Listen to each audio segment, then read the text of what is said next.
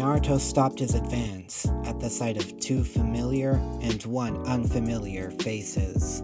Kakuzu and Hidan, along with a woman with blue hair. She had an origami flower pin.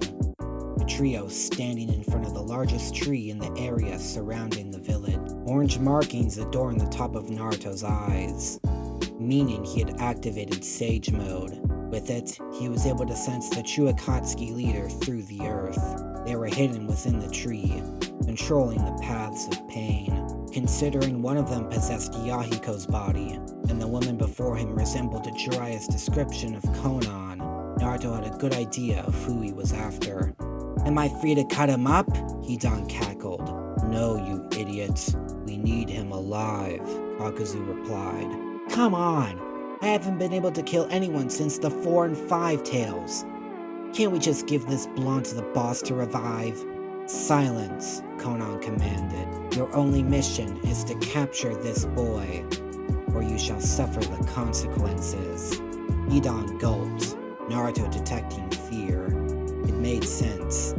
Hidan was immortal, but it was possible the human path could steal his soul, killing him. Naruto frowned, knowing he needed to act fast. Even though he sensed 3 of the paths were dead, there was no guarantee the leaf could handle them. The other Kage would stay out of the fight, unless absolutely necessary, since they had villages of their own to protect in case the leaf fell. But Naruto wasn't going to let that happen. Thus why he was calling upon Sage Mode, his biggest trump card. He tensed as Kakuzu weaved hand signs. "Earth style, Garden of Stone." Naruto jumped, Hidan moving to strike once he landed. Naruto focused a stream of chakra around his scythe, redirecting it with magnet style. A punch sent the man flying, Naruto turning to block powerful taijutsu from Kakuzu. They both activated Iron Fist, sparks flying with each impact. Kakuzu dodged a kick, only for an invisible force to slam into his ribs.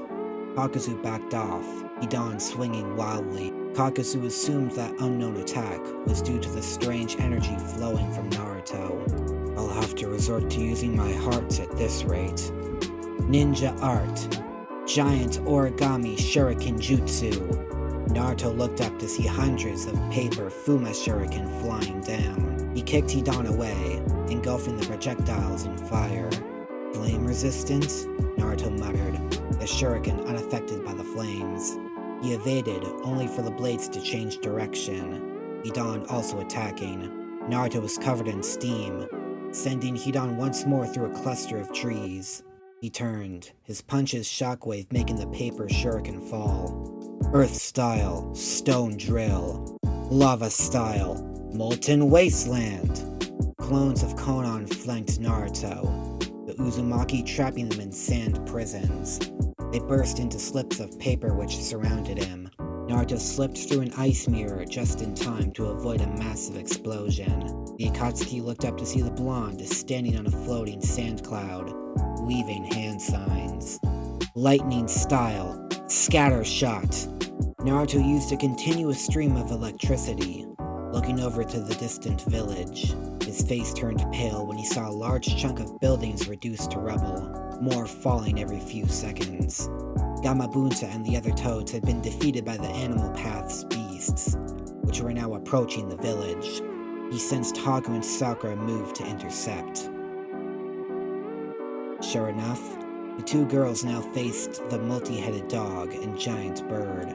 Haku used Frozen Fortress to slow their advance, Sakura charging her most powerful punch. The moment the ice fell, the beasts found themselves blown away, Sakura gasping from the chakra loss. "That won't stop them forever, and Genjutsu won't work on them either." Haku nodded. "My ice can hold them down briefly, but we need to hope the Animal Path is defeated, quickly." Kakashi was the one to chase the summoner, having to evade several smaller creatures, each covered in black piercings. Kakashi didn't know its final destination as they dashed through the forest. It was likely a way to keep the summoned animals on the battlefield, something Kakashi couldn't allow. Chidori! Kakashi was on top of the path in an instant, lightning dancing. The animal path turned, wind chakra exploding out of its palm. Kakashi found himself thrown back, his jutsu dissipating. So the paths can use elemental ninjutsu. The Rinnegan truly is a fearsome eye, Kakashi mused. Summoning jutsu. Kakashi heard the faint voice in the distance, readying himself for more creatures. They never came. Kakashi silently moving closer, his eyes narrowed at the sight before him. 3 caskets opened. Inside were 3 bodies, each with orange hair. The animal path stood over them, black rods sprouting from its palm. They stabbed them into the bodies, all 3 jolting to life. Rinnegan stared at the blue sky, Kakashi knowing he needed to act now. The animal path wasn't fleeing to keep their beasts alive. They fled to summon replacements for the fallen Asura, Breita, and Naraka paths. Naruto sensed the awakened paths as well, unable to worry about them as 2 creatures attacked him. They wore Anbu-like masks, bodies comprised of strange black fibers. They originated from Kakuzu, one unleashing fire, the other wind. He was forced to evade their onslaught, Hidan already in position. Naruto ducked under his blade, kicking it upward. Hidan cursed as Naruto kicked his legs out from underneath him. Earth style, earth bindings, storm style, laser arrow. In a single second, Hidan was split in half at the waist, his screams ignored by Naruto as he dodged Kakuzu. Konan flew above them, her body comprised of paper. Naruto slammed his hands on the ground as more paper shuriken flew at him. Konan was encased by a dome of wood, muffled explosions going off inside. Earth style, stone golem jutsu. Naruto flew into the air, fierce fire chasing after him as well. The stone creature hurled a boulder his way. Naruto dodged the flames and used explosion style to handle the boulder. Wind style, twin giant Rasen shuriken. Kakuzu summoned a mud wall, but it didn't stop Naruto's attacks. He found his arm in piercing pain, unable to move. His golem was also destroyed. Scorch style, Hellfire Storm. The fire and wind beasts were destroyed. Naruto dashing at Kakuzu. Black fibers spread from the man's back, another masked entity jumping out. Lightning struck Naruto's palm, the blonde redirecting it to the sky. Their taijutsu lasted only a moment, before Naruto stabbed him through the chest with a steam-powered punch. Kakuzu coughed blood, Naruto trapping him in sand. I could sense 2 hearts within you, so I destroyed one. If you don't surrender, I'll have my sand prison crush your last one. Kakuzu scoffed. You won't kill me. Naruto frowned. I could do something far worse. If I give you my Sage Mode chakra, you'll turn into a stone statue. Please, stay down. What the hell are you doing, Kakuzu? Kill him! Hidan shrieked. Naruto stabbed a kunai into Hidan's mouth, the man unable to properly scream. I'm not against killing the likes of you 2. Remember, I'm the one who killed Kisame.